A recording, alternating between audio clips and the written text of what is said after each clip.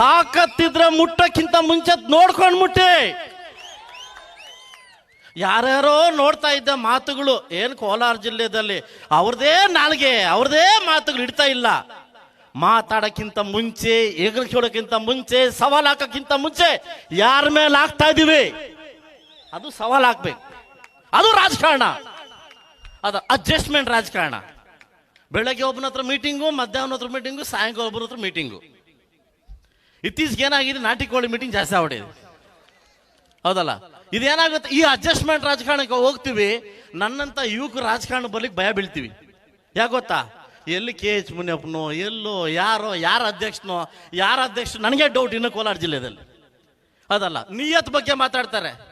ಮುನ್ಸ್ವಾಮಿನ ಗೆಲ್ಲಿಸಿದವ್ರು ಯಾರು? ಇವರು ಕಾಂಗ್ರೆಸ್ ನಿಯತ್ತು ಅಂತ ಮಾತಾಡ್ತಾರೆ.